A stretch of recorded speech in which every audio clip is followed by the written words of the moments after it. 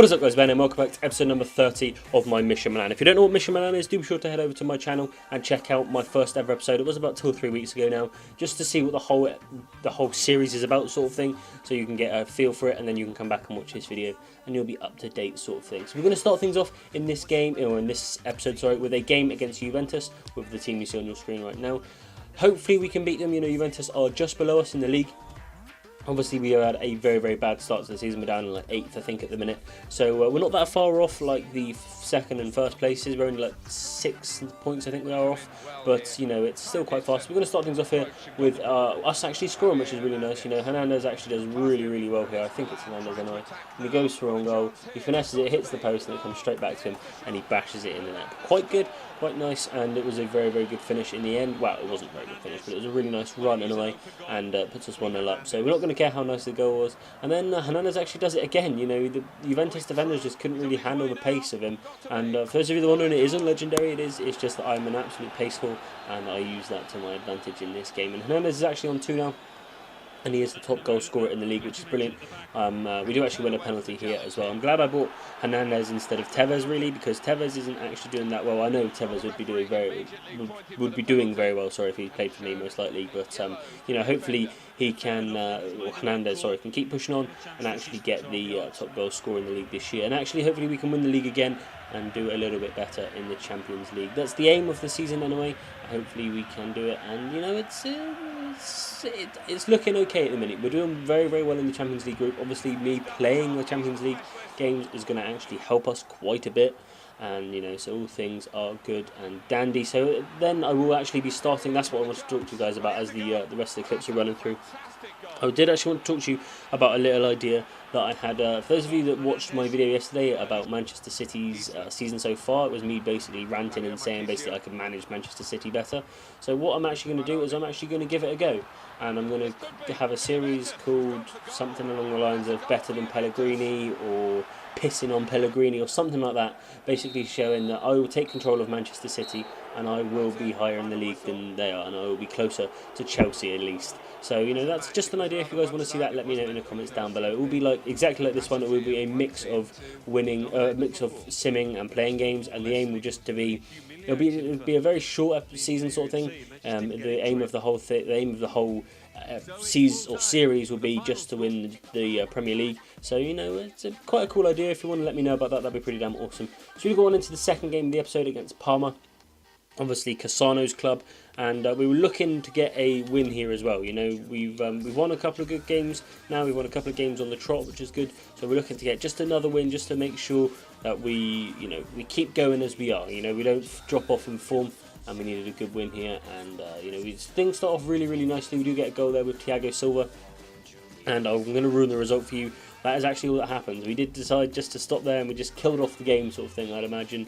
And we just went on, and we ended up winning the game 1-0. So that's pretty damn awesome. You've still got a few minutes or a few seconds left on the actual screen there, but as you can see, you know, not a lot happening. A few yellows, a few substitutions, an actual injury, and then the goal itself, and we actually end up winning 1-0, like I said. So that was a really good win and a really good start to this episode, sort of thing. You know, we've been struggling in the previous couple of episodes, but that was a brilliant way to start the episode, and it was a brilliant way to come back. As you can see here, we are actually going to sign Abate back, which is something that is slightly weird. You know, usually when people sell a player, or when a club sells a player, they don't want to buy him back. But I wanted to bring Abate back just because, you know, we're short of wing-back options. Obviously, we do only have 2 wing-backs, and if one of them gets injured, then that means we are playing a centre-back on the wing-back. So it's kind of a bit of a meh situation.